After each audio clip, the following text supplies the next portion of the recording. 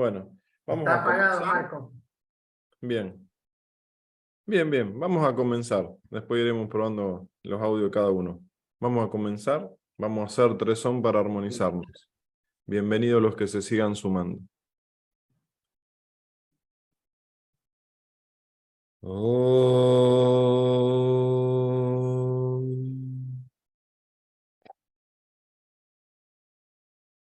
Om.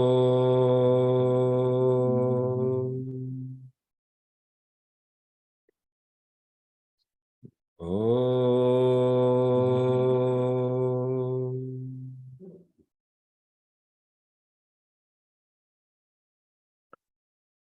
Buen día, Zairán. Bienvenidos somos todos y los que se sigan sumando también lo serán.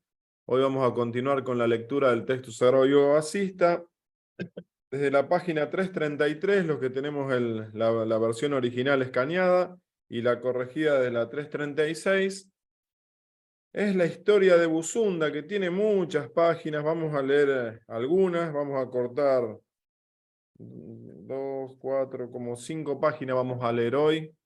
Recordando, como lo dice el mismo texto y el editor también del libro, y lo hemos comentado ya muchas veces, de recordar que las parábolas, las metáforas, las alegorías, las narraciones, los cuentos, son más pedagógicas, ¿no? Son vías pedagógicas para enseñarnos. No hay que intelectualizarlas tan literal, sino ver el contexto de lo que nos quieren enseñar a través de esas narraciones y cuentos. Así que focalicémonos en la enseñanza que nos quieren dar y no tanto en el detalle de lo que describen. Así nos lo dice como advertencia en los inicios del Yoga Vasista. Sairam. Historia de Busunda. Vamos a leer un parrafito que se leyó el sábado pasado que le da inicio a esta historia extraordinaria. En un rincón de la conciencia indivisible e infinita, permíteme esta expresión, se produce el espejismo del mundo objetivo. La causa aparente de esta ilusión, el creador Brahma, reside allí, y yo soy el hijo nacido de esa mente. Cuando estaba en el cielo de Indra, escuché de sabios, como Narada, muchas historias de seres valentudinarios. En una de aquellas conversaciones, el gran sabio Satatapa dijo: Historia de Busunda. En el monte Meru hay un árbol que satisface todos los deseos. Su nombre es Kuta, y sus hojas son de oro y de plata. En ese árbol vive un cuervo liberado de toda atracción y repulsión hacia las cosas, cuyo nombre es Busunda. Nadie ha vivido más tiempo que él en el cielo ni en la tierra. No solo es el más viejo de los seres de este mundo, sino que es un iluminado, que vive en la paz perfecta. Si alguno de nosotros pudiéramos vivir como él, deberíamos considerarlo como la vida más meritoria y digna de alabanza. Al escuchar estas palabras, continuó Vasista, sentí una poderosa curiosidad por conocerlo personalmente. Inmediatamente fui al encuentro de Busunda en el pico del monte Meru, que le sirve de refugio. La montaña resplandecía como un yogi que ha conseguido abrir el orificio psíquico de la coronilla en el extremo superior de la nadi llamada Yukshuma. El pico que servía de morada a Busunda parecía tocar el cielo. Allí crece el árbol Kuta, de flores y hojas radiantes como piedras preciosas. Los seres celestiales que habitan en él inundan el aire de bellos sonidos. Vivían allí muchos sabios revestidos de las más diversas formas. El Kuta era un árbol colosal de increíbles dimensiones. Contemplé diferentes especies de pájaros que habitaban el árbol. También vi allí al famoso cisne que sirve de vehículo celestial al creador Brahma, y al ave Yuca, que transporta a Agni, el dios del fuego, y está versado en todas las escrituras.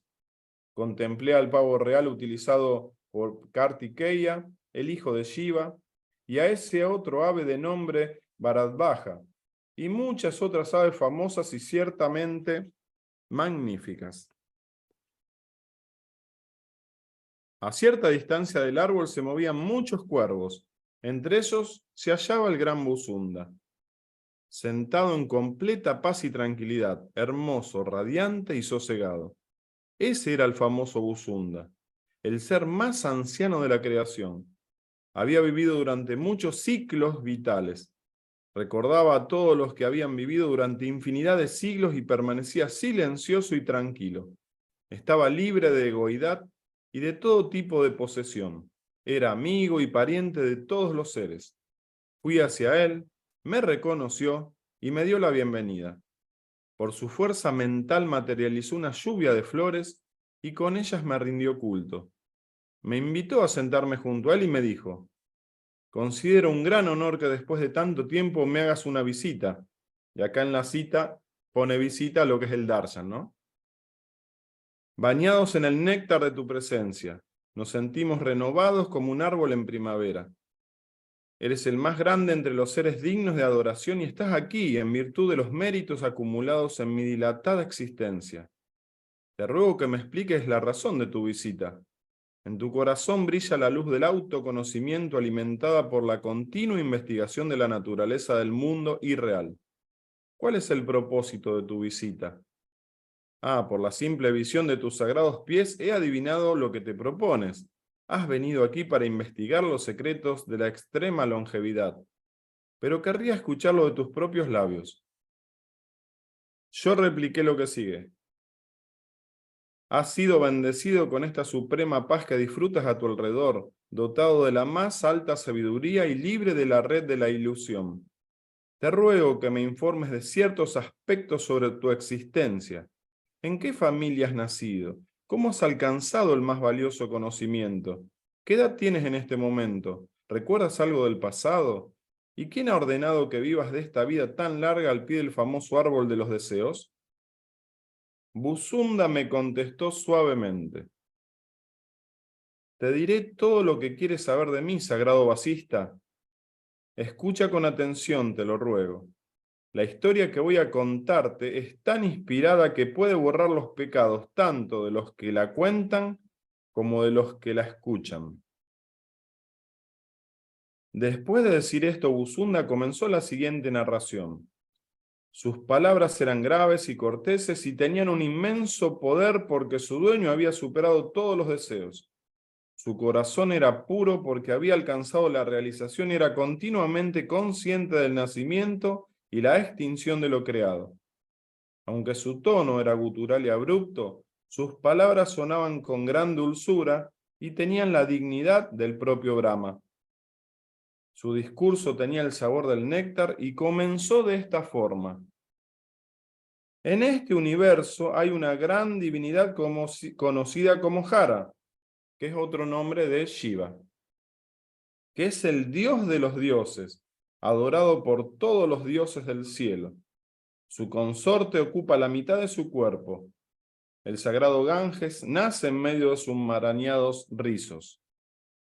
Sobre su cabeza resplandece la luna y su cuello está rodeado por una espantosa cobra que parece privada de veneno por el néctar que fluye de la radiante luna.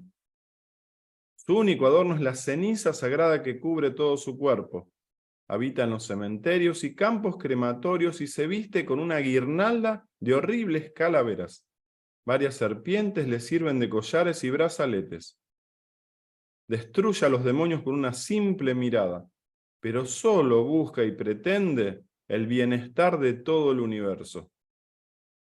Las montañas y las colinas que parecen en continua meditación son sus símbolos más representativos. Sus ayudantes son espíritus de cabezas y manos afiladas como navajas y cara de oso, de camello, de ratón y de otros animales. Hara, recordemos que está hablando de Shiva, aparece radiante en medio de ellos con sus 3 ojos y estos duendes le rinden culto y le adoran sin cesar. Y las deidades femeninas que se alimentan de los seres de los 14 mundos bailan ante él y le rinden honores absolutos. Estas deidades femeninas también tienen caras que representan diversos animales.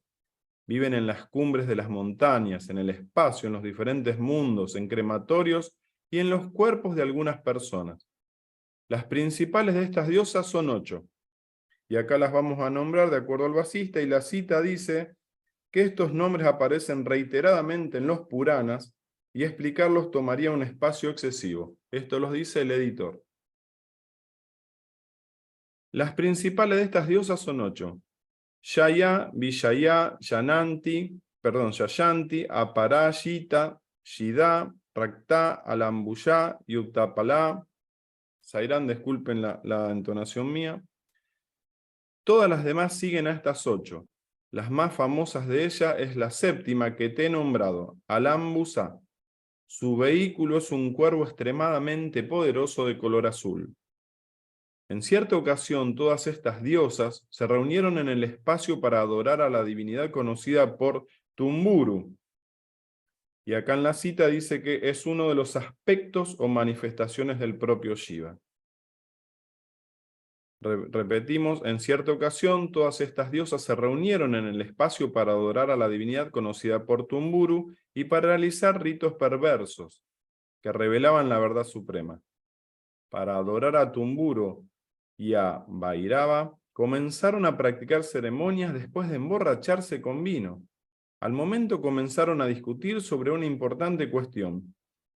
¿Cómo es que el señor de Uma, y vamos otra vez a la cita, Uma es uno de los nombres de la mujer de Shiva, también llamada Parvati, dice, repito, ¿cómo es que el señor de Uma nos trata despectivamente? Y decidieron demostrarle sus poderosas habilidades para que en el futuro no volvieran a menospreciarlas. Arrastraron a Uma, la esposa de Shiva, de Jara, con sus poderes mágicos y la separaron de su señor. Todas las deidades femeninas bailaban y cantaban en pleno éxtasis, como si estuvieran enloquecidas de placer. Unas bebían, otras cantaban o reían, o rugían, o corrían, o comían carne. Como estas deidades se embriagaron, comenzaron a producir gran desorden en el mundo. Mientras las diosas celebraban esas bacanales, los animales que les servían de vehículo también se embriagaron y comenzaron a bailar. Todos los cisnes hembras danzaron alrededor del cuervo Kanda, que era el vehículo de Alambusá, y mientras danzaban sintieron un ferviente deseo de aparearse, y una tras otra se aparearon con el cuervo, pues todas aquellas cisnes hembras estaban embriagadas por el alcohol. Naturalmente todas quedaron preñadas. Cuando acabaron estos orgiásticos ritos, las diosas fueron ante el señor Shiva y le ofrecieron el cuerpo de Uma como alimento, pues ellas lo habían transformado con sus mágicos poderes. El señor Shiva comprendió la verdad y se enfadó mucho con las diosas. Atemorizadas por la cólera de Rudra, otro nombre de Shiva, las diosas recrearon a Uma tal y como era anteriormente y la devolvieron junto a su señor, que de este modo recobró a su esposa. Las diosas volvieron entonces a sus respectivas moradas. Las cisnes, que servían de vehículo a la diosa Barru, le contaron lo que había sucedido con el cuervo Kanda y la diosa Brahmi les dijo: puesto que vais a tener descendencia, no podréis cumplir con vuestras obligaciones. Por tanto, durante algún tiempo podéis iros donde os plazca. Después de decir esto, la diosa se sentó en meditación profunda. Las cisnes pusieron 21 huevos al mismo tiempo y a su hora tuvieron descendencia. Por tanto, 21 de nosotros nacimos de la semilla del cuervo Kanda y en compañía de nuestras madres fuimos a adorar a la diosa Brahmi, por cuya gracia alcanzamos el autoconocimiento y la liberación. Después fuimos a ver a nuestro Padre, que nos recibió cariñosamente a todos, y por su mediación adoramos también a la diosa Alambusa. El cuervo Kanda nos dijo: ¿habéis escapado, hijos míos, de la peligrosa red del mundo objetivo después de haber cortado los grilletes de las tendencias mentales? Si no es así, id a adorar a la diosa por cuya gracia conseguiréis la sabiduría suprema. Nosotros le contestamos: Padre, hemos alcanzado el conocimiento más valioso por la gracia de la diosa Brahmi. Ahora solo buscamos un lugar retirado y tranquilo para vivir en paz. Kanda nos dijo: hay un monte eminente conocido como Meru, que es el soporte de los 14 mundos y de todos los seres que residen en ellos. Todos los dioses y sabios habitan allí, y en él se levanta un árbol que satisface todos los deseos. En una de sus ramas construyó una vez un nido, mientras la diosa Lambusá permanecía en profunda meditación. Es muy hermoso y confortable en todos los sentidos. Podéis ir a ese nido, hijos míos, y vivir allí tranquilamente. No encontraréis ningún obstáculo y es el mejor lugar que podréis hallar en el mundo. Siguiendo las instrucciones de nuestro padre, vinimos aquí y establecimos nuestra morada en este nido. Vasista interrumpió la narración para preguntar a Buzunda: ¿qué sucedió a tus hermanos? Pues solo te veo a ti. Buzunda respondió: ha pasado mucho tiempo de eso que te he contado, y en ese tiempo mis hermanos han abandonado su cuerpo y han ido a los cielos del señor Shiva. Incluso las personas más longevas, que son fuertes y sagradas, son consumidas por el tiempo. Vasista volvió a preguntarle: ¿cómo es que tú no has sido afectado por el frío, ni por el calor, ni por el viento, ni por el fuego? Buzunda respondió con su proverbial dulzura: verdaderamente, estar encarnado como un cuervo, despreciado por la gente, no es una situación envidiable, aunque el Creador ha dotado muy bien para la supervivencia al cuervo más humilde. Pero nosotros siempre hemos permanecido inmersos en el ser, felices y contentos, y de este modo hemos superado todas las calamidades. Hemos abandonado vanas actividades que solo son un tormento para el cuerpo y para la mente. Este cuerpo físico es miserable, tanto en la vida como en la muerte. Por tanto, hemos permanecido como realmente somos, sin buscar nada diferente al ser. Hemos contemplado el destino de los mundos y hemos abandonado toda identificación mental con nuestro cuerpo. Establecido en el autoconocimiento, veo pasar el tiempo desde este árbol gigantesco. Por la práctica del pranayama, he superado las convencionales divisiones del tiempo. Estoy en paz en mi corazón y no me siento afectado por los acontecimientos de este mundo. Veo a los seres aparecer y desaparecer y no siento ningún miedo ni pesar por ello. Veo a todos los seres entrar en el océano del tiempo, pero sigo sentado en las orillas de ese océano, sin que sus aguas me mojen ni me perturben. Ni acepto ni rechazo cosa alguna, porque realmente no somos lo que parecemos ser.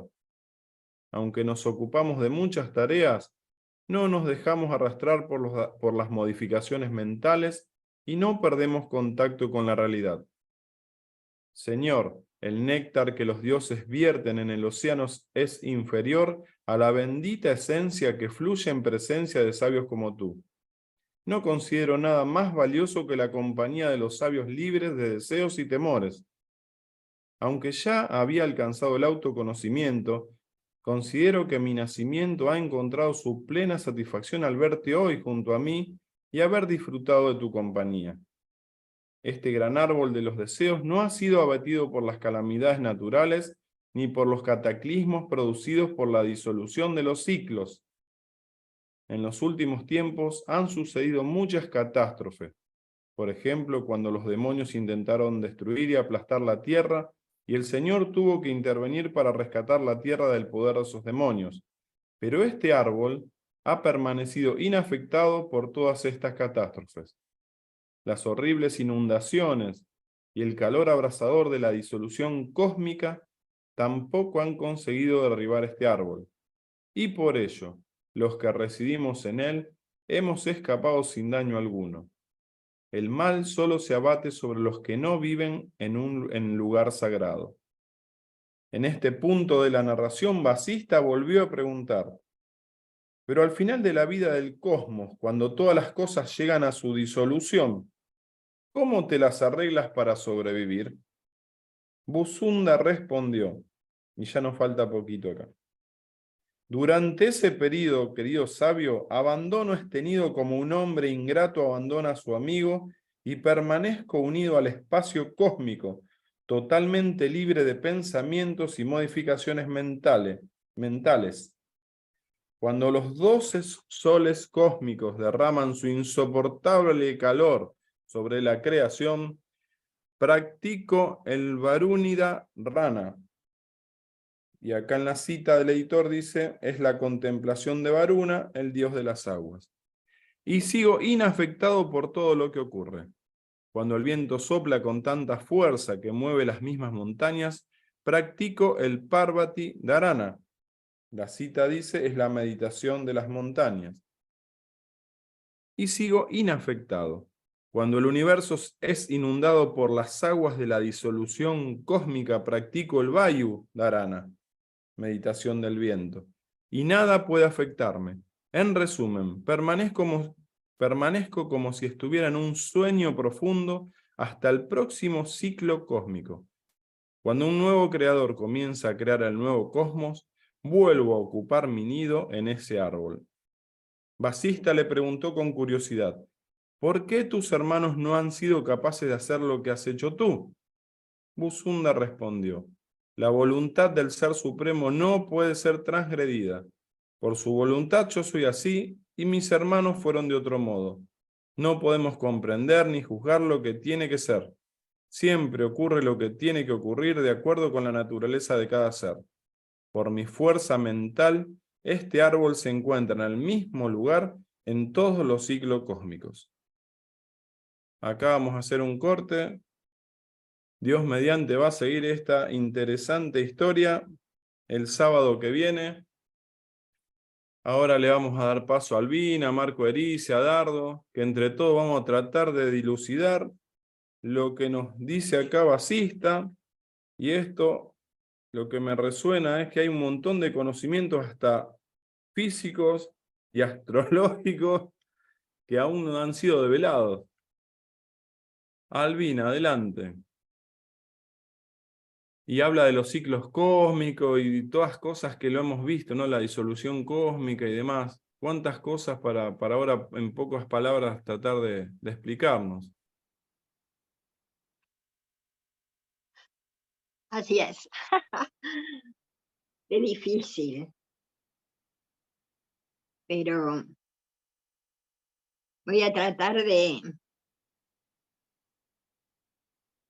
tomar algunas cosas y resumirlo de alguna manera, porque cada párrafo es para reflexionarlo y meditarlo, ¿no?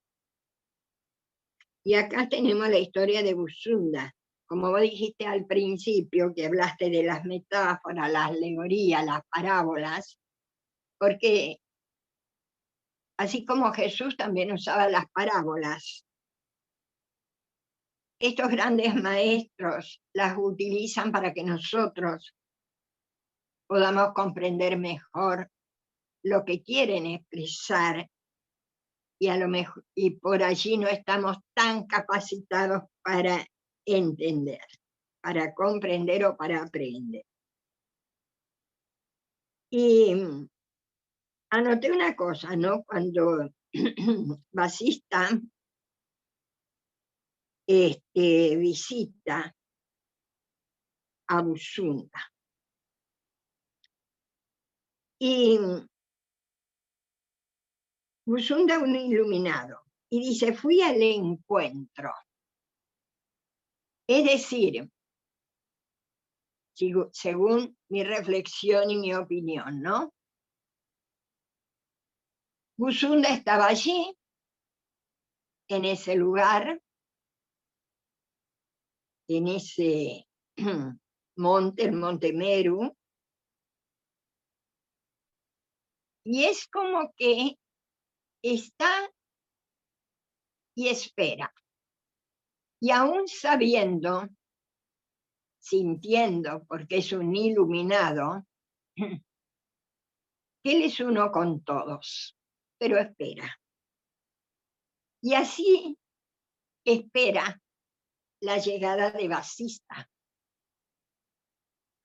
No se da a conocer. Y eso pasa con... disculpen. Eso pasa con los grandes maestros, que no se hacen publicidad, no andan de un lugar al otro predicando, sino que esperan al discípulo que ellos saben que los va a encontrar porque ya están preparados. Y cada uno de nosotros, los que estamos aquí en este círculo, los devotos de Baba, hemos llegado a Baba, hemos ido hacia él para verlo en su forma física, como hizo Vasista con Musunda. ¿Y por qué? Porque ya estábamos preparados, hablo en mi caso, y ya uno intuía que había algo muy poderoso, muy grande, que habitaba ese cuerpito. Primero, uno es atraído por lo externo, para luego llegar a lo interno. Y así ocurre con Vasista cuando va al encuentro de Busunda. Busunda está allí, como aparentemente esperando.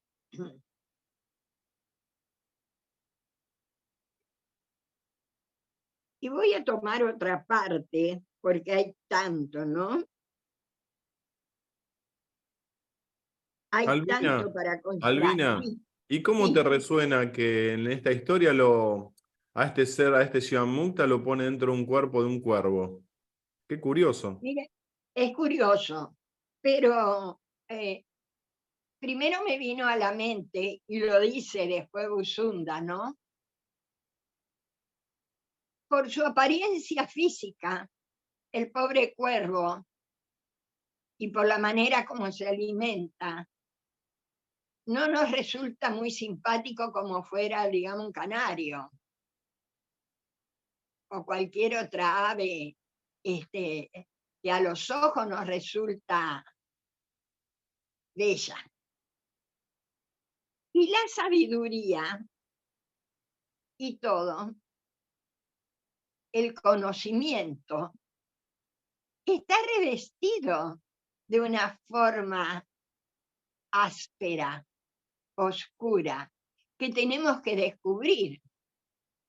Y aquí también en algunas partes es como que está hablando de cada uno de nosotros, ¿no? Porque dentro de nosotros tenemos ese árbol de los deseos que para mí es el ser. Y lo desconocemos porque está en la profundidad de nosotros, en la oscuridad. Y lo buscamos afuera, externamente. Aparte, si vamos a algo mucho más, digamos, profundo, un ser iluminado puede ocupar cualquier cuerpo, físicamente hablando, incluso el de un cuervo. Y Vasista, con todo el conocimiento que tenía y como ser iluminado, va al encuentro sabiendo de la existencia de Busunda como cuervo y no lo cuestionó. Yo supongo, me pongo en lugar de Vasista y no dijo, pero no, es imposible que ese cuervo sea un ser iluminado, que haya pasado tantos ciclos, que haya sobrevivido a tantos cataclismos, a tantas catástrofes. Y hablando de eso, cuando se está inmerso en ese ser o posado en ese árbol del conocimiento, de la sabiduría del ser, no hay nada que pueda afectar, absolutamente. Y en una parte le dice Busunda Vasista, cuando va hacia él, dice, me reconoció. Cuando íbamos a verlo a Baba, o cuando fui por primera vez, creo que les ha pasado a todos, internamente, mentalmente, quería que Baba me viera y me reconociera. y me reconociera con este cuerpo de Albina. En realidad, no es, si bien, sí, a lo mejor, porque es, ¿quién es? Baba. Pero lo que reconoce es el ser, es el interior de cada uno.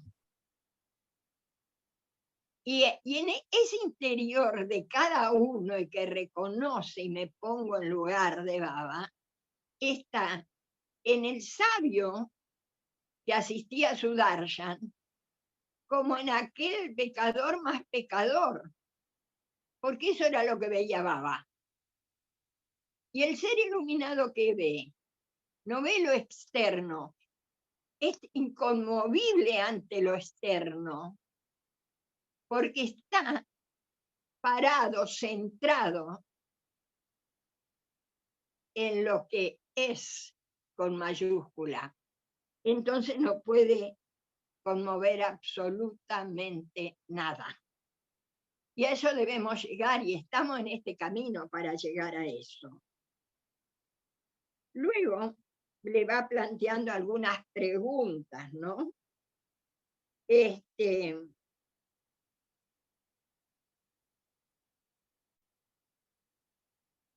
Musunda le dice algo a Vasista. Escucha con atención. La historia que voy a contar es tan inspirada que puede borrar los pecados, tanto de los que la cuentan como los de la que la escuchan. Y aquí estamos nosotros, o estoy yo, escuchando esta historia. Pero escuchándola, como decía Jesús, el que tenga oídos para oír, que oiga. Escuchando y hurgando en la profundidad, porque eso va a hacer que logremos liberarnos. Y somos muy afortunados hoy de tener este libro, de tener estos conocimientos, como todos los mensajes de Baba, que no se contradicen absolutamente en nada, para poder lograr. Y no se necesita ir a un monte Meru, porque el monte Meru y el árbol está dentro y afuera.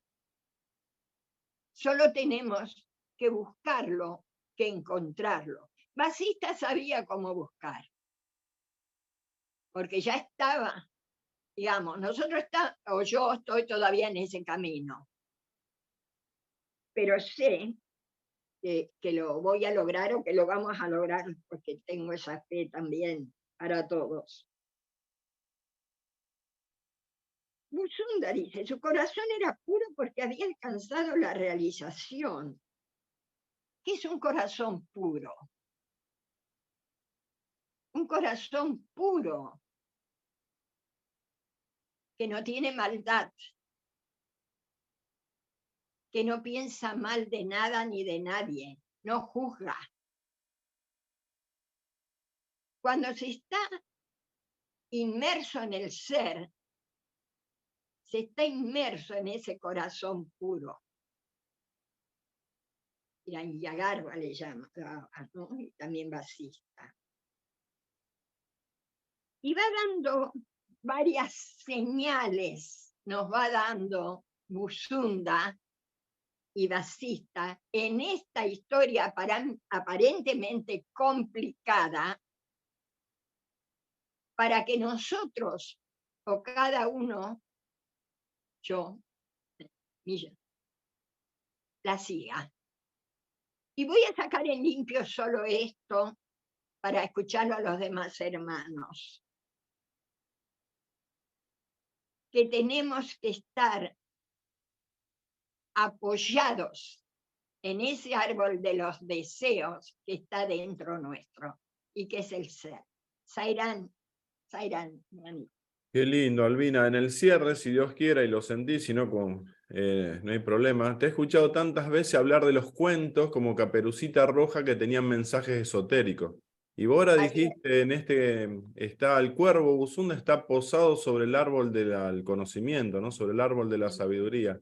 Y así es. ahí nomás me recordé tus enseñanzas de que los cuentitos que nos contaban nosotros, como el de Caperucita Roja y tantos otros, cuántos mensajes esotéricos. Y en este también hay que hurgar en eso. También. Ojalá diga algunas palabritas al final. Marco Erice, querido, a ver lo que nos pueda ayudar, Zairán. Eh, el tema de los Om Sairam. El tema de los 14 mundos es un término que o locas, porque mundo es loca en sánscrito, provienen de la cosmología o cosmogonía védica dentro del hinduismo. Entonces hay 7 mundos superiores y 7 mundos inferiores. ¿Ok? Los 7 mundos superiores tienen un nombre que lo voy a leer, es Vyahriti, que es una palabra sánscrita y es la división del mundo que se refiere a los mundos superiores. ¿Cuál es el mundo superior? Lo que están en el espacio. ¿Cuáles son los mundos inferiores? Los que están debajo de la Tierra, o sea, dentro de la Tierra. Y si me permiten, voy a copiar una imagen que se me ocurrió para dentro del chat mandar a todos esta imagen. ¿Ya? Esta imagen es una imagen que representa los 14 mundos. Y es interesante por cuanto en el Gayatri Mantra, nosotros cuando, como Brahma o Brahman, se expresa, el Gayatri Mantra dice Aum. Y Aum contiene a los 3 niveles, los 3 mundos, Bhur, Bhuva, Svaha. Entonces es interesante que los mundos superiores comienzan con Bhur, Bhuva y Svaha, los mundos superiores. Entonces en el mantra, Samastaloka Sukhino Bhavantu, o sea que todos los seres, en este caso de los 14 mundos, sean eternamente felices. Ah, ajá. No sé Ok. cómo la tecnología no lo sé, ¿cómo lo podrías compartir vos para que el que lo ve por YouTube lo pueda? Lo pongo en el grupo de Yoga Está Vasista. bien, bueno, ¿Ok? es una Y ahí cada imagen. uno lo reparte a las personas que lo quieran, ¿sí? Ok. Entonces, es interesante porque Swami también en un discurso habla de los 14 mundos y los asocia con el cuerpo físico. No me acuerdo cuál es el discurso y pone que el mundo del Patala, que es el más bajo, que no lo leí, lo voy a leer. Patala dice, mientras los lokas en el Vyahriti existen en el espacio y hacia arriba, hacia el cielo, los lokas en las patadas están debajo de la superficie de la Tierra. O son conocidos como los lokas inferiores. Y entonces es explicita, y esto es interesante porque vamos a comprender en el discurso de Vasista, bien claro esto es donde residen los demonios, las serpientes, los semihumanos y los espíritus malignos. En cambio, los otros, por ejemplo, hay uno de los mundos que me llamó mucho la atención, que es el Maharloka, porque también lo dice ahí Vasista en un momento dado, ya es el mundo donde residen los rishis, los sabios, los santos y otras figuras sagradas. Entonces, a mi juicio es re interesante y la pregunta generada por Raúl valida lo que en el texto Vasista habla sobre los 14 mundos. ¿Ok? Esto en cuanto a la explicitación de lo que representan los 14 mundos, pero sugiero, y no recuerdo el discurso de Swami, pero Swami asocia claramente los 14 mundos en el cuerpo humano. Y él lo dice. Ya, por ejemplo, el último de los patalas se encuentra en los pies. Digo, ok, pero invito a estudiarlo, ¿ok? Lo podemos encontrar en ese discurso en en el sitio web de saibabadice.org, ¿ok? Que es el que realmente tenemos como referencia fuera del de la organización SAI. Volviendo al tema de lo de Vasista, como de costumbre, Vasista en su discurso, en su enseñanza, muestra, digamos así, el marco referencial sobre el que se establece toda esta enseñanza, realizando descripciones, o sea, hay descripciones y también prescripciones. Tomé alguna referencia re interesante, a mi juicio siempre, a mi modo de ver, del texto. Y lo voy a leer porque de esa manera podemos como que profundizar sobre el mismo. Dice lo siguiente. Uno de los pasos que de alguna manera, si bien es descriptivo, nos ayuda a nosotros en nuestro proceso de autoconocimiento es, hemos contemplado el destino de los mundos y hemos abandonado toda identificación mental con nuestro cuerpo. O sea, Swami lo repite varias veces, Vasista también, y Vasista lo dice explícitamente, es para poder realmente entrar en el proceso de la, entre comillas, liberación, entre comillas, la autorrealización, o todo entrar en el estado del Turiya o Samadhi, es necesario abandonar la idea de cuerpo. Entonces, en la medida que creamos que somos el cuerpo, y no es necesario decirlo, sino que lo tomamos como una obviedad. Y hay dos palabras que lo identifican claramente en nuestro discurso diario, que es el yo y lo mío. Yo y lo mío. Mí, o sea, yo y mí. Son las dos grandes trabas, las dos grandes sílabas, para decirlo de alguna manera, que nos traban en el proceso del autoconocimiento, porque nos llevan a la identificación, ambos, digamos, mentalmente con nuestro cuerpo. ¿Ok? Entonces, esta frase de Bushunda me pareció re interesante. ¿Ya? Establecido en el autoconocimiento, veo pasar el tiempo. O sea, se coloca en el rol de perceptor u observador, el gran, que en algunas enseñanzas se habla del testigo. Nosotros somos el experienciar, el observar, nada más, el observar a través de la percepción. Uno percibe, pero no desde el ojo físico, ni desde el ojo mental, sino desde el ser.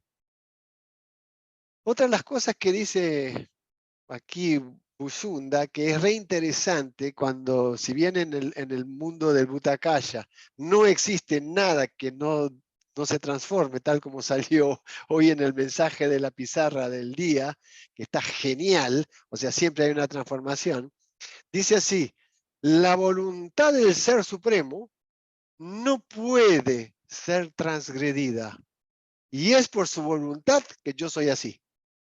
Se refiere Bushunda, pero aquí concretamente es re interesante que cuando nosotros queremos modificar a otro, ¿no? Surge otra vez ese mantra de todo es perfecto.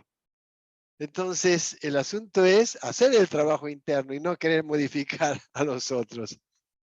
Y la otra dice, no podemos comprender ni juzgar lo que tiene que ser. Siempre ocurre lo que tiene que ocurrir de acuerdo con la naturaleza de cada ser. Entonces, Albina hizo una lectura hace un ratito y una expresión que hemos tomado la misma sobre el cuerpo de Bushunda y cómo era percibido. Pero hay un detalle que, digamos, es bien interesante sobre lo que es el ser, que explicita cómo todo es perfecto. Verdaderamente, dice Bushunda, estar encarnado como un cuervo despreciado por la gente no es una situación envidiable, aunque el Creador ha dotado muy bien para la supervivencia al cuervo más humilde. ¿Cuál es la alegoría y cuál es la analogía que hago sobre esto? Que no hay ni un ser encarnado sobre la tierra que no tenga las características y cualidades de supervivencia, hasta el micro ser que, digamos, está en la tierra como forma de célula milimétrica, para decirlo de alguna manera. Y dice otra pauta interesante a mi juicio. Nosotros siempre hemos permanecido inmersos en el ser, felices y contentos. Y de ese modo hemos superado todas las calamidades. Entonces nos da una pauta allí. En la medida en que nosotros estemos inmersos en Swami, Swami no como el personaje Satya, sino Swami como Dios, y cada vez más inmerso en él, superaremos todas las calamidades. ¿Ok? Este cuerpo físico es miserable tanto en vida como en la muerte. Por tanto, hemos permanecido como realmente somos, sin buscar nada diferente al ser. O sea, otra vez, para cerrar, aunque tengo más texto, pero no tenemos tiempo, hay una cosa que en los Upanishads, que son la última parte de los Vedas relacionadas al autoconocimiento, hay dos verbos, dos sustantivos. Uno es abhyasa y el otro es vairagya. Abhyasa es el esfuerzo correcto. El esfuerzo correcto es aquel que el ser humano, como expresión de ser divino, enfoca hacia el ser. O sea, es necesario tener claridad de objetivo. Porque si no hay un propósito, que es fundamental esto, tener un propósito fundamental, no podríamos realizar sin esa claridad de objetivo el camino hacia la espiritualidad. Y hay algo que remarca Swami que es re interesante. Muchas veces los devotos tienden a separar lo material de lo espiritual. Y Swami dice que no hay diferencia entre lo material y lo espiritual. Y de hecho no la hay, porque lo material es simplemente una expresión de lo, entre comillas, espiritual. Y que el mismo esfuerzo que ponemos para realizar una carrera y obtener un título universitario, una maestría y un doctorado, es lo mismo en el camino espiritual. ¿Qué nos pasa? Lo que pasa es que no ha habido en la humanidad, salvo a través de las religiones o los centros esotéricos, la posibilidad para la humanidad de poder tener una carrera de crecimiento, de autoconocimiento, o sea, de conocimiento espiritual. No se nos ha dicho, mira, tienes que hacer esto, tienes que hacer aquello. Y entonces, a veces nadamos en la ignorancia porque no nos dicen, mira, este es el camino, esta es la metodología. El autoconocimiento es la metodología presentada por el Vedanta Advaita para ese trabajo de autorrealización. Entonces, siento eso como, al menos según, entre comillas siempre, ¿no? Mi experiencia jugando el rol de Jiva, que realmente ese es el camino. No perder tiempo. Don't waste time, dice Swami, no perder tiempo. Entonces, a veces cada uno está en su actividad. Y bueno, que cada actividad que hagamos la ofrezcamos a Dios. Eso ayuda mucho a liberarse de pensamientos que no sirven para nada. Om Sri Sairam. Qué lindo, Marcos. Muchísimas gracias. Para el que escucha por YouTube, antes de empezar este relato del texto, Raúl te preguntaba de los 14 mundos y bueno, por eso también lo explicitaste. Y Claudio, vos si sos tan amable que podés compartir la imagen. Eso bien, lo que pusiste.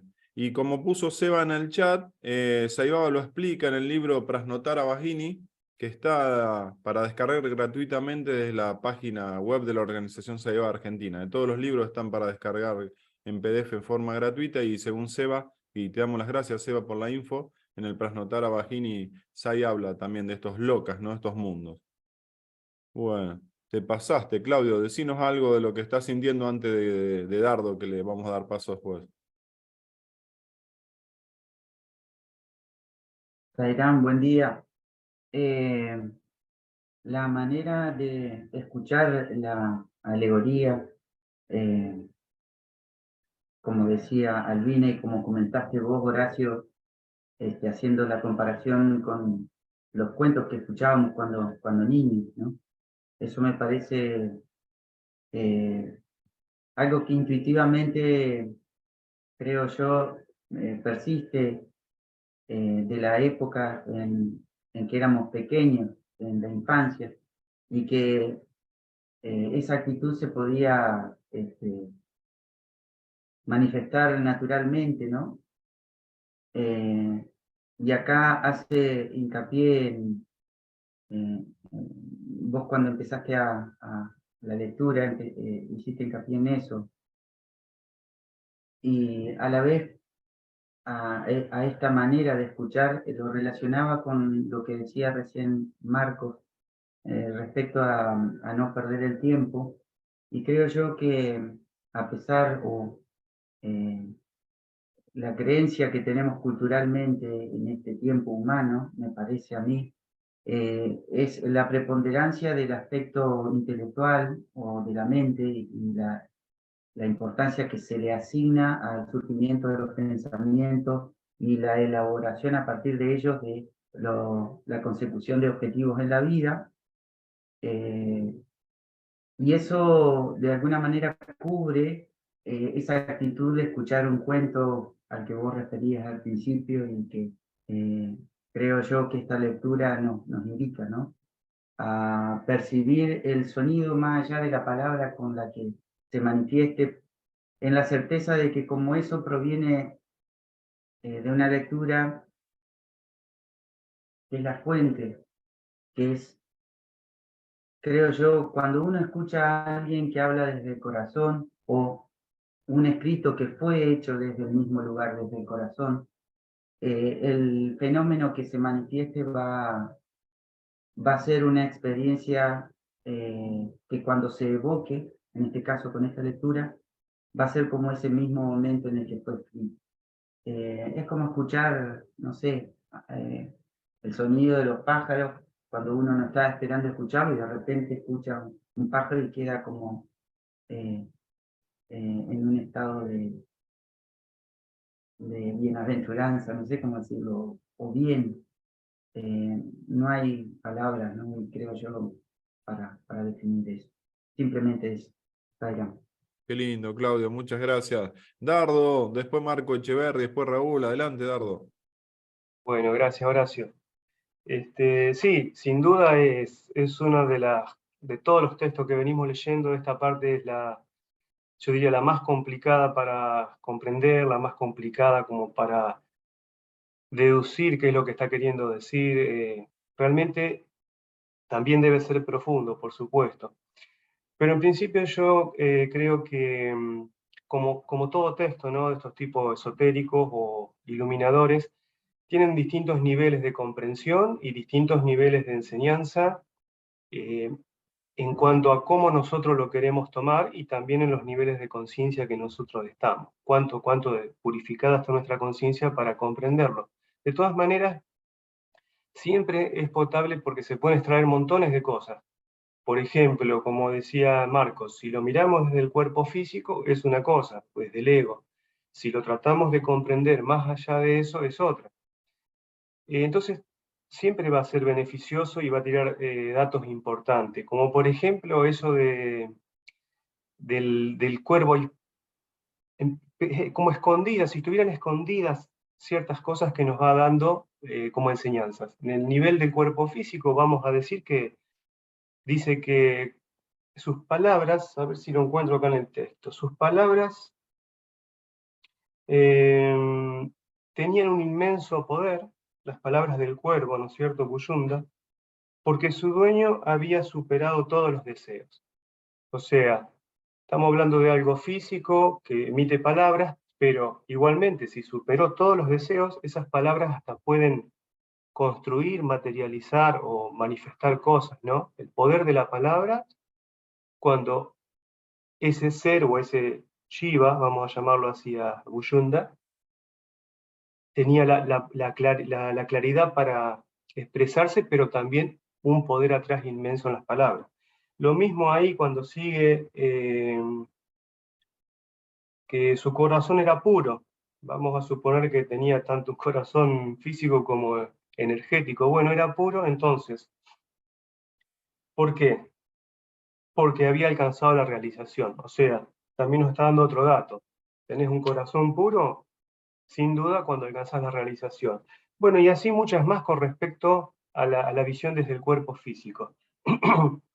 Pero yendo un poco más allá, a la parte esotérica, vamos a decir, para mí esto es una alegoría completa, desde principio a fin, de algo relacionado con el despertar, la iluminación y la elevación de la Kundalini a través de distintos métodos, donde Vasista en esa visita imaginaria o pránica o energética, lo cuenta como toda una historia de lo que fue viviendo, que también se conecta, como dijo Marcos, todo a nuestro cuerpo físico y por ende a nuestro cuerpo energético.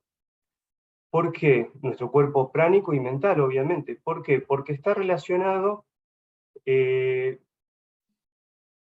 decir, como todo simbólico, para que podamos, si indagamos, podamos comprender que todo se está ejecutando dentro nuestro.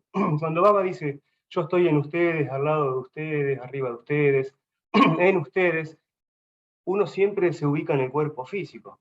Y bueno, pero recordemos la vieja frase que decía, como es adentro es afuera, o lo que es en lo micro también está en lo macro. Entonces nosotros tenemos todas las posibilidades de seguir indagando, y como bien invitó Marcos, él dice que investiguemos, porque esto no es algo fácil de deducir, ¿no? Obviamente. Ese era un deseo mundano que yo tenía. Cuando leí este libro esto me impactó y dije, no entiendo nada, no entiendo nada. Y el deseo mundano que tenía era que Baba se me materialice y me lo explique con lujo de detalle a esta parte de Buyunta. Era una locura, y vos decías, pero ¿lo vas a tener al avatar materializado ahí? ¿Le va a preguntar esto? Y sí, porque es algo que también uno quiere disfrutar, ¿no? En el camino hacia la iluminación y la liberación. Y nombra tantas cosas como los ayudantes de Shiva, los cisnes, las deidades y mujeres, los ayudantes masculinos, con caras de animales. Todo eso puede ser una realidad, vamos a decir así, en la parte energética nuestra, también que se traslada a la física, porque como dijo Baba, dentro de nuestro cuerpo físico, conectado con el energético, está pasando de todo ahí adentro, de todo. Dice Baba, ustedes ahí adentro tienen una usina atómica, tienen un poder magnético terrible, es como un universo en miniatura sucediendo dentro nuestro. Entonces, todo eso puede ser. Por eso me refiero a lo de la elevación de la Kundalini, porque también nombra los 21 los 21 huevos, dice, y yo lo asocio con los 21 Om. Nombró la palabra cisnes, que ahí yo me pierdo en la lectura porque no se especifica bien cuál es el rol de los cisnes que daban vuelta alrededor de Shiva, que estaban ahí haciendo meditación y demás. El tema de los cisnes también es algo muy importante en India, que es una parte simbólica que no termino de decodificar, pero por lo que entiendo, el Sohan que practicamos, el Sohan famoso de las respiraciones diciendo no, con el Om automático que sucede cuando respiramos, que es el Sohan, es también llamado, lo tenía anotado por acá, Hamsa, ¿cierto? Como el Hansa. ¿Y qué pasa? El Hansa Gayatri también lo llamó Baba en un momento a la respiración del Soham. Y acá Hansa significa cisne en sánscrito. Entonces, hay muchas cosas que empezar a relacionar que escapan a poder mirar 5 renglones y decir esto es así, porque es muy amplio también. Entonces, se mezcla lo de los 14 mundos que decía Raúl. También aparece cuando habla del monte Meru, acá hay un llamado que dice que también puede ser el Sushum Manadi, ¿no? Que lo leíste también, Horacio, que está conectado desde el chakra base hasta el chakra de la coronilla. Es decir, todo ese proceso puede ser, es completamente simbólico, es ninguna duda, pero puede ser que esté explicando la ascensión de la Kundalini, los distintos mundos que atravesamos desde los pies hasta la coronilla, y sobre todo en el cuerpo energético, cuerpo pránico y mental, lo podemos llamar. Y como dice también cuando dice, bueno, el mal solo se abate sobre los que no viven en un lugar sagrado. Y como dijo Albina, no hay que ir por allá, que todos decíamos, me voy al Himalaya y me voy a instalar en Monte Meru. El lugar sagrado puede ser haber llevado la energía mental hasta hacerla desaparecer, a unirla con el chakra de la coronilla, ¿no? Sahasrara chakra, el de los 1000 pétalos del loto, algo así. ¿Para qué? Para que se termine de disolver el ego y no acceda más a niveles inferiores, quede instalado ahí. Puede ser que donde va Bushunda está instalado, en esas ramas altas del árbol de hojas de oro y plata y diamantes, es que él ya al estar realizado ya está instalado, ahí está la alegoría, de que también quedó completo con la iluminación lograda. Entonces, sí, esto sería larguísimo, ¿no? Cuando también le pregunta a él, ¿y cómo haces para seguir sobreviviendo después de todos los ciclos que van muriendo y aparecen, y vos practicás no sé qué, esas meditaciones del Varuna, Dharana, qué sé yo, y apareces de vuelta? Y dice, cuando él le dice, querido sabio, abandono este nido como un hombre ingrato abandona a su amigo. Abandono el nido también se puede considerar que sale del cuerpo físico, es decir, y lo toma y sale, es decir, maneja a voluntad si está o no eh, en las dimensiones más bajas o altas, porque hablaba también de ritos perversos y otras cosas, como que él está siempre con conocimiento de todo, porque el basista le dice, contame todo lo que pasó, porque vos te conocés todo, estás desde el principio hasta el final. Entonces, como viviste todo, contámelo. Entonces, no hay ninguna duda que Buyunda tiene el conocimiento de absolutamente todo. Entonces puede realizar esta descripción tan problemática para los aspirantes espirituales como nosotros. Así que bueno, vamos que sí. Sigamos nomás, Horacio, a ver qué pasa. Qué lindo, qué lindo. ¿Cuántos disparadores hace siempre vos, Dardo? Me encanta, Bueno, muchas gracias. Marquito Echeverry, después Raúl. Bueno, buenas a todos. Eh, tres ideas que me quedaron. Primero, cuando dice que en un momento habla de la mente, de la atracción y repulsión, eso es algo que siempre me resuena cuando lo escucho, porque me lo digo a mí mismo, esto de prestar atención más veces, más tiempo, todo lo que pueda, a qué cosas mi mente dice esto me gusta, esto no me gusta. Cuando cada vez que mi mente diga esto me gusta, esto no me gusta, es porque se está enganchando con lo fenoménico y no estoy viendo al ser en todo. Entonces estoy enganchando con la dualidad, digamos. Entonces, esta cualidad que tiene la mente de decir esto me gusta y esto no me gusta, eso quiero estar atento a eso. En línea con eso, en un momento dice, Busunta creo que dice, no acepto ni rechazo nada, porque no somos lo que parecemos ser.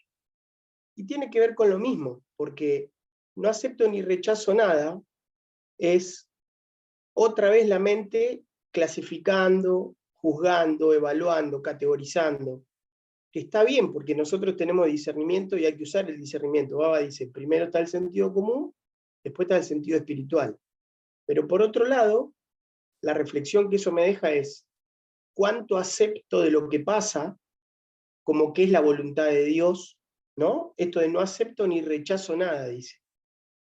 Claro, supongo yo, no lo sé porque no creo estar en ese estado y no puedo hablar de algo que no sé, pero supongo que desde esa visión de liberación que tenían estos sabios, veían a Dios en todo, entonces no se enganchaban con lo fenoménico, con lo superficial, con lo pasajero. Pero no lo sé, porque es mi sensación nada más. Después, en un momento, al final de todo, y eso me dejó pensando, dice, solo les afecta el mal a los que no están en un lugar sagrado, algo así decía, porque hablaba de que ese árbol persistía a pesar de toda la creación, disolución del universo, ese árbol persistía, entonces el cuervo estaba ahí firme, porque era un lugar sagrado. Entonces decía, al mal no le afecta a alguien que no está en un lugar sagrado. Y yo me vino como una reflexión de adentro, y digo, ¿y qué es estar en un lugar sagrado? Porque Marcos lo dijo en un momento, dice, Baba, dice, todo es espiritualidad.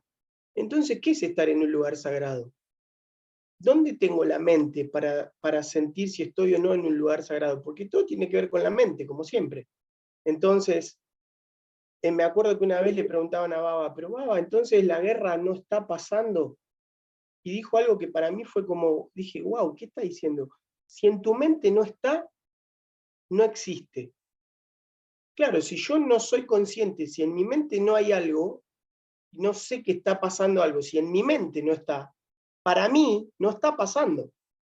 Entonces, si mi mente está en un lugar sagrado, yo voy a estar en un lugar sagrado. Me quedé pensando en eso y digo, ¿y qué es estar en un lugar sagrado? Y hace poco leía que cuando ganamos la gracia de Dios, Él con su gracia puede reducir el karma.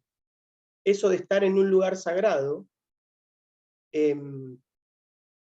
teniendo la mente puesta en Dios y ganando su gracia, Él puede aminorar todos los efectos del karma pala, decía, de las consecuencias que tengamos que experimentar. Entonces, si yo tengo mi mente en un lugar sagrado, estoy en un lugar sagrado, porque estoy donde está mi mente. Me quedé pensando en eso. Bueno, nada, gracias. Excelente, Marco. Y te olvidaste de la última parte porque son tus palabras que siempre repetís. Lo leo. Siempre ocurre lo que tiene que ocurrir de acuerdo con la naturaleza de cada ser. No Sí, podemos comprender ni juzgar lo que tiene que ser. Son tus sí, palabras sí. eternas, Marco. Lo dijo Marcos también. Estaba tratando de resumir en 3, 4 minutos porque somos 17, 18. Pero sí, ocurre lo que tiene que ocurrir de acuerdo a la naturaleza. Ocurre lo que tiene que ocurrir. O sea, Zaira, de acuerdo a la naturaleza de cada ser, dice después, ¿no? Cada uno tiene que experimentar lo que su experiencia y evolución necesita. Entonces, yo vivo las experiencias que tengo que vivir de acuerdo a lo que Dios planificó para mí en esta vida, y mi karma, etc. Entonces, para mí ocurre lo que tiene que ocurrir, y para los demás ocurre lo que tiene que ocurrir. Buenísimo eso. Bueno, gracias. Sí, las palabras tuyas sobre la entrega, que siempre las sé y me queda siempre grabada. Gracias, Marquito. Raúl, adelante, Raúl. Zaira, bueno, impresionante todas las reflexiones que van haciendo. Gracias, Marco, por lo de los 14 mundos.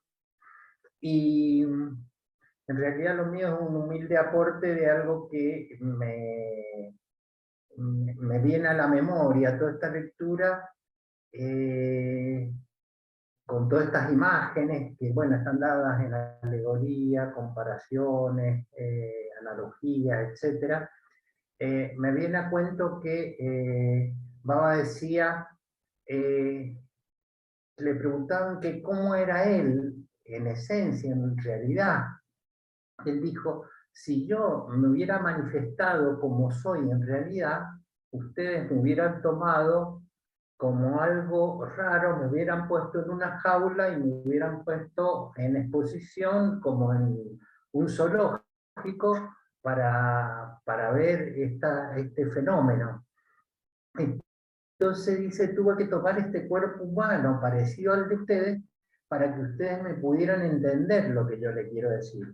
Ahí uno se da cuenta del amor que él ha puesto para parecerse a nosotros, para así transmitirnos todas estas enseñanzas, con distinto grado de sabiduría, por supuesto. Después la otra cosa es que Baba dice, con respecto a todas estas cosas que a nosotros nos quedan boyando como ser esta lectura, que pueden ser incomprensibles algunas, y que no sabe uno exactamente bien por dónde va toda la cosa, al menos lo que me pasa a mí.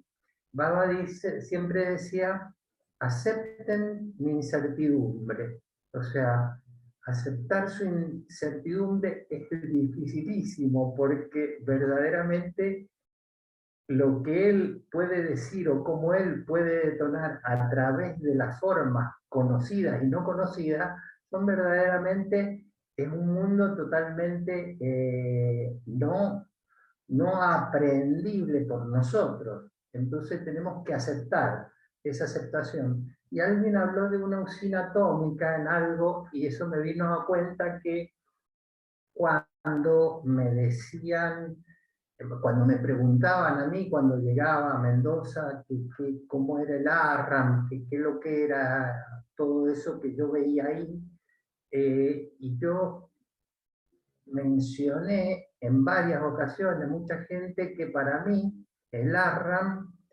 es una usina termonuclear del amor. Ahí se mueve la energía del amor como una usina termonuclear, sin límite, ¿cierto? Es como, de alguna manera, puede definirla yo. Disculpen que no pueda aclarar más sobre la lectura, pero realmente por analogía me vinieron estas cosas, Zairán. Qué lindo, Raúl. Los que quieran expresarse, vayan levantando la mano, perdón, como siempre, por el tiempo de los que no se han expresado. Creo que Mónica y Silvia están de oyente, pero bueno, está Marconi, Guillermo, Seba, Eva, Sebastián, Dani, Gerardo, Cristian, Gisela, Dani estaba también. Bueno, levanten la manito, ábranse el micrófono, Zairán, lo que sientan. Adelante.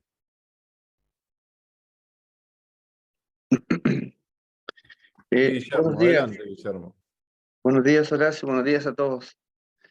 Me sentí muy identificado con un comentario de Dardo cuando dijo, cuando leí este libro sagrado la primera vez, no entendí nada.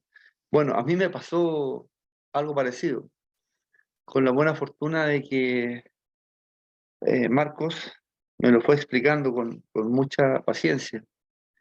Sin embargo, acotándome a lo que fue la lectura de hoy día, si por esas cosas la vida hubiera sido la primera persona en comentarla, me hubiera sido muy difícil hacer una interpretación de ella, porque a pesar que la seguí con mucha atención, me costó visualizar el mensaje. Sin embargo, una vez más me siento privilegiado de poder escucharlo a todos ustedes, a Albina en particular y a Marcos, porque me permite entender de alguna manera en mejor forma lo que se lee. Y claro, como, sería como que interesante que viniera Saibaba y a uno lo iluminara, le dijera, mire, de esto se trata, pero no es el caso. Así, con esa introducción, me quiero limitar a dos temas. En alguna parte del texto aparece una frase muy breve que dice, la voluntad del Ser Supremo no puede ser transgredida. Y eso me recuerda que durante más de 20 años de mi vida, cuando era joven, entre los 20 y los 40, 20 y sí, más o menos, cultivé sin buscarlo, con mucha fuerza, la capacidad de las premoniciones, también de telequinesis, etc. Pero en premoniciones era capaz de visualizar situaciones que ocurrían a una semana a plazo exacto, en forma perfecta. Y no estamos hablando de situaciones locales, sino que muchas de ellas fueron situaciones de impacto a nivel mundial. Y yo me sentía muy orgulloso de eso, pero no se lo comentaba a nadie, salvo contadas ocasiones. Y Marcos me dejó muy claro de que no era un tema para sentirse muy orgulloso, simplemente era no sé, un don, no sé si bueno o malo, pero era. Y hoy día eso lo miro a la distancia y digo, bueno, y lo relaciono con esto, y aquí viene un tema que siempre me ha apasionado, y es cómo se correlaciona el concepto que la voluntad de ser supremo no puede ser transgredida con el libre albedrío. Ah, Porque siempre mi cuestionamiento ha sido, a ver, si personas como yo éramos capaces de visualizar eventos futuros, algunos, como dije, de magnitud y trascendencia a nivel mundial, y habiendo miles de situaciones, decisiones de personas involucradas en los temas que llegaron finalmente a concurrir para ocurrir algo, ¿cómo puede ser? ¿Dónde está el libre albedrío? Entonces pareciera así que el guión de esto está un poco descrito, como creo que de alguna manera sale en este libro, El plan de tu alma. No tengo la respuesta a eso, no lo sé. Para mí siempre ha sido una inquietud. Lo que tengo claro es que esta competencia, capacidad que desarrollé de premoniciones, realmente son nomás, no tiene más alcance. Y aquí paso a un segundo concepto que nuevamente es algo que es recurrente durante todo el libro y tiene que ver con un concepto que se dijo recién. Dice, en alguna parte dice, eh, Buchunda dice, eh, hemos permanecido inmersos en el ser, felices, contentos, y de este modo hemos superado todas las calamidades. Hemos abandonado vanas actividades. Bueno, y ahí mi reflexión final es que a mí, honestamente, todavía me cuesta entender de que el proceso del autoconocimiento, de la liberación y de la búsqueda de la verdad está dentro de uno. Y eso requiere mucho esfuerzo, requiere, como se comentaba recién, una perseverancia y una dedicación que no se encuentra en lo que se conoce como las carreras u oficios tradicionales. No, está en uno. Uno tiene que tomar la decisión de hacerla, de buscarla, de acercarse a este autoconocimiento. En eso estoy. No me ha sido fácil. No me ha sido fácil. Principalmente por lo que les he comentado de mis múltiples actividades, que de repente no soy capaz de ponderar adecuadamente, o muchas veces, la mayor parte de las veces, de decir, a ver, todo esto que hago para afuera está bien, entretenido, atractivo, etcétera, pero no es lo relevante. Definitivamente no es lo relevante. Así que aquí estoy, una vez más, agraciado por la posibilidad de compartir con ustedes y creo que poquito a poquito, creo que esta turbulencia en mi vida y estos nubarrones se empiezan a disipar muy lentamente, pero de alguna manera creo que me estoy acercando al camino correcto y por cierto que le agradezco la posibilidad de estar acá porque me es un baño de sabiduría que de otra manera honestamente no lo tendría. Muchas gracias. qué lindo, creo que todos compartimos tu sentir, los que estamos acá, los que lo escuchan por YouTube, qué hermoso. Hay una realidad hermosísima esa que manifestaste. Bueno, hermanos, los que siguen, los que no se han expresado, Marconi, Juan, bueno, Seba, Gisela, Cristian, Eva, Gerardo, siéntanse libres, por favor.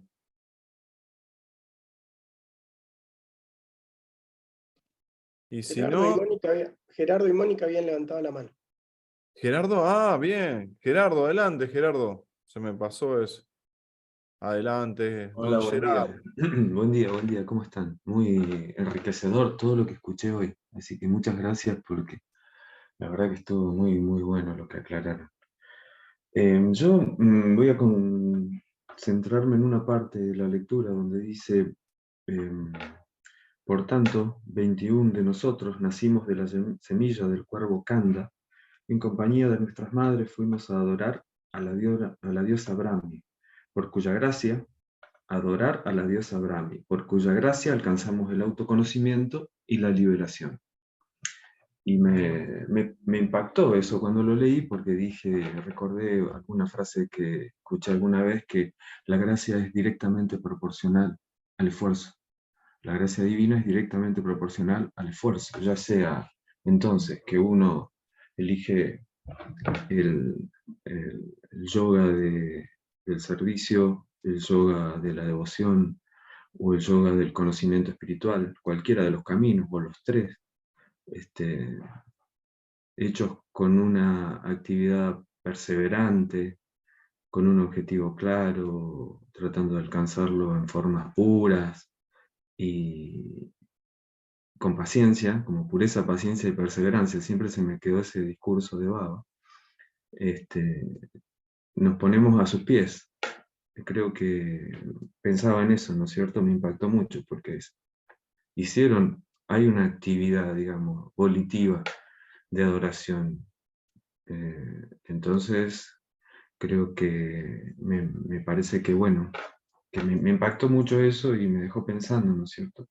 ¿Cuál dioses son los que yo estoy adorando? Me puse a pensar, que parece que algunas veces adoro a uno y parece como que a veces adoro a otros, ¿no? Entonces, bueno, nada más eso le quería compartir. Zairam. Qué lindo, Gerardo. Nos recordaste paciencia, pureza y perseverancia. Es un discurso de Baba, sí, Zairam. Qué lindo. ¿Alguien más antes del cierre de Albina? Por favor, siéntanse cómodos, libres. Marconi, creo que desafectaste el micrófono, por favor, adelante. No, yo quería decir solo una cosa. Él se refiere a un cuervo en el comienzo del texto de la historia de Bushunda. Y a mí me resonó mucho ver que habla de un cuervo que es más evolucionado que Vasisto, por ejemplo. Pero viendo más adelante, se ve que habla de un cuervo, pero es solo un símbolo, es simbólico, no es, de hecho, una afirmación categórica. Para mí es importante percibir eso, porque creo en la evolución de los seres que utilizan los cuerpos para evolucionar. Por ejemplo, hay un hombre tiene un cuerpo muy más preciso, complejo para controlar y para crecer mentalmente en su conciencia. Pero viendo así me calma que está todo bien. Gracias. Qué lindo, Marconi, qué bueno. Gracias. Eva, adelante, Eva. Zairam. Zairam, buenos días, hermanos. Esta historia de Bushunda para mí no era tan comprensible cuando lo leo sola, pero con el aporte de todos los hermanos ya se me va abriendo más la comprensión y me siento como estaría en compañía de sabios, ¿no? Porque me van abriendo más el camino para la comprensión. Zairam. Qué lindo, Eva, muchas gracias. Juan, no te quedes sin expresarte, Juan. Adelante, Juan, ¿qué sentís? Bueno, lo último me resonó, Bushunda, cuando le preguntan qué pasa cuando la disolución, cuando todo se disuelve, y dice cómo él se las arregla meditando entre las distintas formas de calamidades y meditando sobre la fuente del agua, del viento y de la tierra, ¿no? Y un poco como que me queda que, bueno, entonces un ser liberado consigue pasar aún la disolución y pasar de una era a la otra, ¿no? Eso es lo que me impactó. Es decir, que este mundo no siempre comienza de nuevo. Los que sean liberados pueden traspasar aún la disolución completa. Eso es lo que me quedó. No sé si es mi interpretación correcta. Y después otra cosa, él se que quedó una cosa muy, muy enredada que no la conseguí entender cuál era el mensaje. ¿Por qué este bacanal fue hecho solamente por diosas femeninas y animales femeninos? ¿Y cómo... Perdón, Juan, se ríe Albina también. Ahora viene el descargo.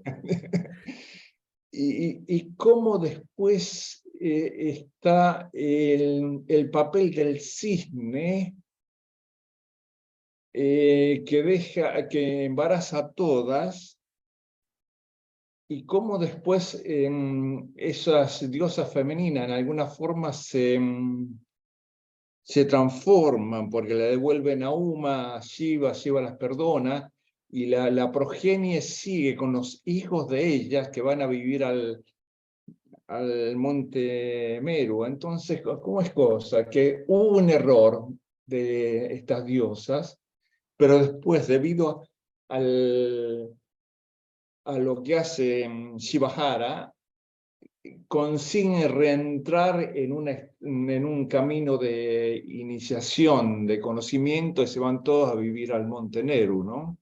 Los hijos de estas diosas que había generado con el cuervo, ¿no? Es decir, ahí me queda, creo que hay un simbolismo ahí que no consigo entender bien. Zairam. Qué lindo, Juan. Opino como vos, también me quedó eso colgado lo primero que dijiste, que en el Pralaya, ¿no? Que en la disolución cósmica hay seres que logran hasta trascenderlo, y eso lo iremos dilucidando en el correr del texto. También me quedó picando como que no, intelectualmente no lo entendí. Seba, nos gustaría escucharte, Seba. Zairán, buen día a todos. Bueno, agradezco a los hermanos, qué lindo estar escuchándolos. Cuántas cosas tan puras, tan lindas, tan sabias salen de las interpretaciones de todos, eso es muy enriquecedor. Bueno, yo soy bastante especial, digamos, en algunas interpretaciones, pero me acordaba de cuando hablan de esto de conciencias con altos niveles de iluminación y en formas que son como de animales, digamos. Me acordaba de que en un momento en el libro La autobiografía de un yogi, Sri Yukteswar había fallecido y Yogananda lo lloraba, digamos, de no haberlo estado acompañando, y lo lloraba con tanta intensidad que el maestro se le aparece. Entonces Yogananda le dice, bueno, por favor, contame qué es lo que hay más allá, cómo se ven esos planos, cómo se ven. Y una de las cosas que le decía a Yukteswar es que así como nosotros en este plano podemos vestirnos y cambiarnos la ropa todos los días, en esos planos celestiales los seres son más sutiles y pueden asumir la forma que ellos quieran. Ellos pueden, de hecho, en Oriente el monte Meru se lo asume como un monte, un paraíso, y dicen que hay un Buda que se llama Amitabha que tiene su paraíso en el monte Meru, o sea, es un plano celestial. No tiene las estructuras que tenemos acá. Si fuera, digamos, está bien que por otro lado podemos tomarlo como tomar la parte metafórica y decir, bueno, me quedo con el mensaje y me quedo con todas las interpretaciones lindas que hacemos nosotros de este contexto y no me pongo a tratar de explicarlo científicamente ni nada. Pero para los planos sutiles no existen las mismas restricciones que tenemos acá. Y sin embargo, siguen evolucionando ahí, porque de hecho Yukteswar le explicaba a Yogananda que él en ese lugar había asumido verse como un viejito, así todos lo veían como un maestro, y era un maestro que estaba ayudando a almas a seguir evolucionando desde ese plano. Entonces, bueno, nada, yo tenía miedo de hablar de estas cosas y decir voy a quedar como un loco, pero Horacio me insistió y dije, bueno, acá vengo con mi interpretación. Zairam. No, pero coincido, Seba. A mí me gusta también eso. En el plano astral existen, y hay prakriti también en el plano astral en cierta manera. Así que, como bien describimos los 14 mundos y demás, interpretamos lo esotérico, pero también lo físico en otro plano también está, así que está bueno, buenísimo tu aporte. Bueno, antes de pasar al cierre de la diosa Albina, que también va a ser el descargo femenino, vamos a pasar a dos diosas mujeres, Gisela y Dani, que digan lo que sientan. Zairán.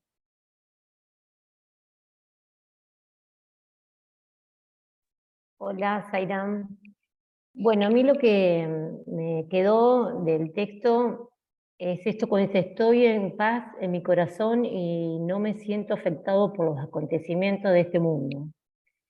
Vi a los seres aparecer y desaparecer y no siento ningún miedo ni pesar por ello. Es como que siento una ecuanimidad, ¿no? Estar esto de conectado con el ser y no sentir y no estar conectado con el mundo de la ilusión, ¿no? Esto de estar sentado en el ser me llegó mucho y qué profundidad en esa oración para llevarlo a cabo, ¿no? Digo, porque estar en esa comunidad y ecuanimidad y estar como también como un espectador, ¿no? De que suceda lo que tiene que suceder y siempre conectado con el ser me parece fantástico. Zairán. Sí, qué lindo.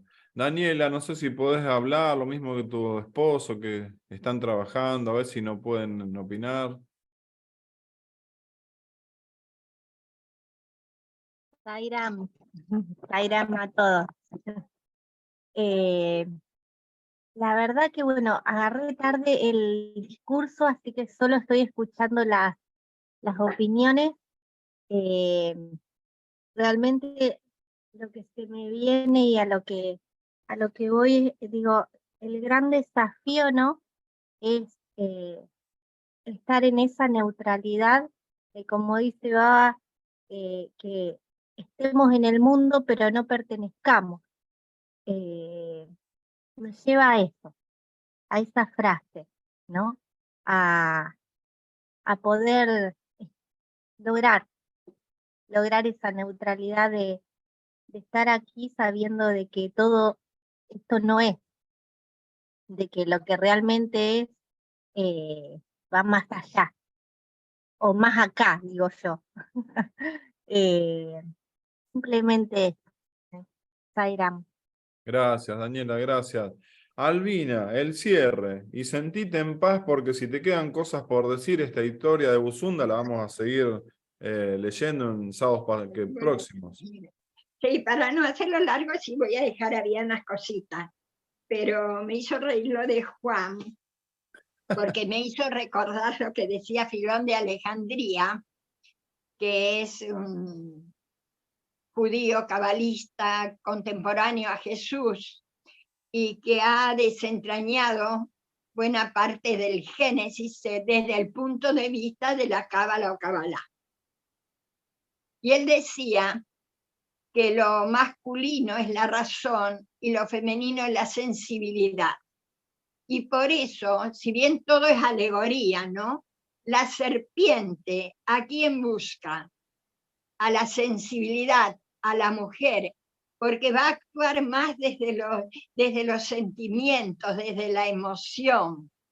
Entonces, acá cuando leía esto de las cisnes, que no lo iba a comentar, pero viene al caso, lo iba a dejar pasar, digamos, estaban más atentas a todo lo que pasaba y actúan desde esa emoción y desde esa sensibilidad.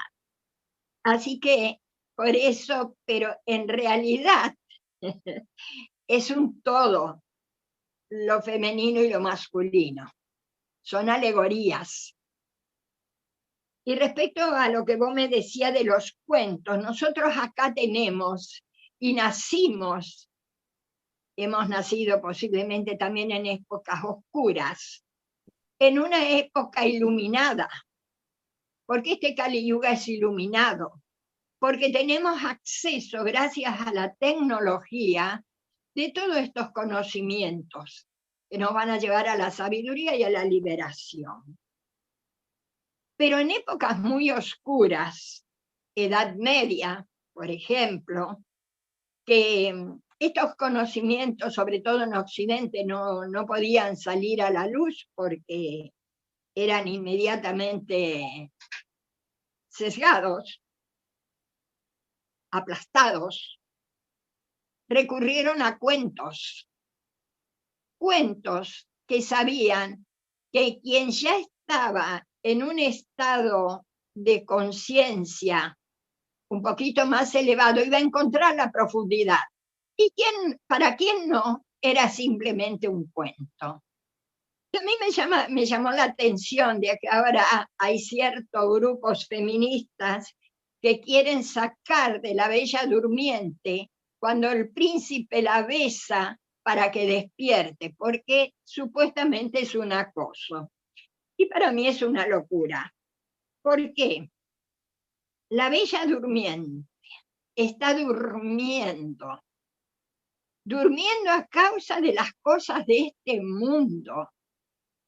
Entonces, fíjense ustedes que viene un príncipe para despertarla. La Bella Durmiente es un símbolo del alma, el príncipe del espíritu, que besa, que toca al alma para que despierte. Y viven felices. Es una hermosura. Y me voy a ir al cuento más común y que todos conocemos, que es Caperucita Roja. La madre la manda por un camino a cumplir una misión, una tarea. En este caso, llevarle alimentos a la abuelita.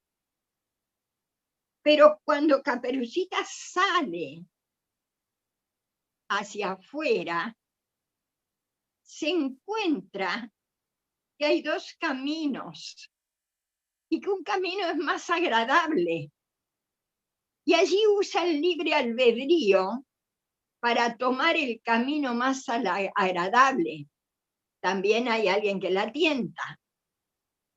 Y en ese camino tan agradable se entretiene, como hacemos nosotros de vida en vida, cortando flores, juntando piedritas.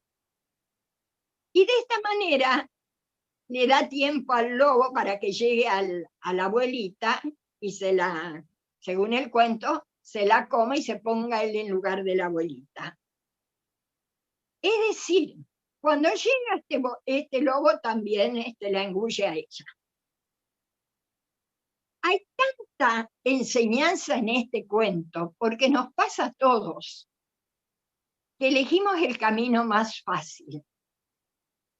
Y por elegir el camino más fácil perdemos. Pero como en el cuento, no todo se pierde, porque dice que hay unos leñadores, toman al lobo, le abren la panza y salen Caperucita y la abuelita. Una nueva oportunidad para vivir, para recorrer el camino.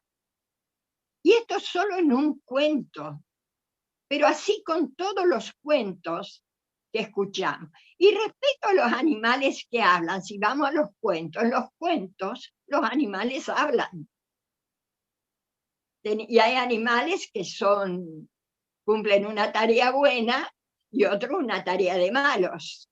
Una misión así, en todos los cuentos. Y en todos los cuentos está la verdad escondida. Pero hoy nosotros tenemos este hermoso cuento, que es el de Buxunda. Y a mí me ocurre cuando escucho a cada uno de los que hablan, es como si yo estuviera hablando, y no porque tuviera esa sapiencia, pero es como que expresaría lo mismo, no sé cómo explicarlo, expresaría lo mismo como lo están expresando, pero tal vez no saldría de mi boca de la misma manera, tan perfecta como lo hace cada uno. Cuando acá dice, el mal solo se abate sobre los que no viven en un lugar sagrado. El lugar sagrado está dentro nuestro. Es el ser. Por vuelta que le demos, está dentro nuestro. Y luego dice, un poquito más abajo, que permanezca unido al espacio cósmico libre de pensamiento y modificaciones mentales. Es lo que tenemos que hacer. Nos corresponde a cada uno de nosotros, a mí, tratar de liberarme de pensamientos y todos esos conceptos mentales. Y para terminar, porque como dice Horacio, la historia sigue, y ya algunos hicieron hincapié, siempre ocurre lo que tiene que ocurrir, de acuerdo con la naturaleza de cada ser. Y muchas veces me ha ocurrido, no ahora, gracias a la gracia de Baba, de querer cambiar al otro, o de que cambie todo, o de que cambie la sociedad, que cambie el país.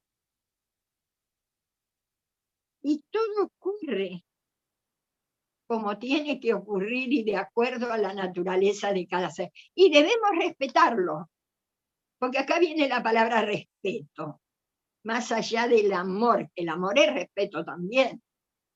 Respetar, cada ser toma su propia decisión, buena o mala. Pero en algún momento, si lo miro desde la eternidad, ya están todos liberados, absolutamente todos.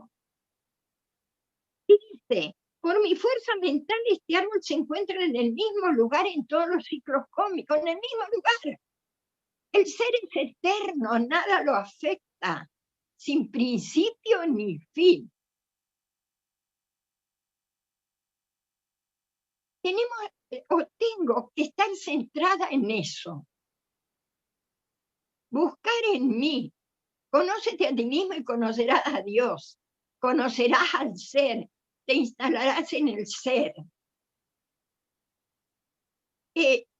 No tenemos que ir lejos, sino dentro nuestro. Por supuesto que está todo afuera. Estamos dentro de la conciencia infinita. Pero tengo que buscar y bucear dentro. Y la mente es la gran ayudante también para eso. En vez de engancharse con las cosas de afuera, tiene que engancharse con las cosas de adentro, con lo interno. Así que este árbol, dice, se encuentra en el mismo lugar. ¿Dónde? Dentro de cada uno. Allí está ese árbol, allí está el monte Meru Meru, allí está la conciencia infinita, allí está todo dentro de esto, que es un cuerpo que va a desaparecer en algún momento. Y que va a ¿qué es lo que va a quedar? El ser, el Atma. Pongámosle el nombre que querramos, que es lo eterno, la conciencia infinita. Así que para mí, hermanitos, hermanitas, estamos y tenemos acceso a ese árbol. Sairán. Qué lindo, Olvina, muchísimas gracias a todos. Son varias páginas que nos quedan todavía en el libro para seguir leyendo sobre Buzunda y su historia. Sairán, uno ni trescianti.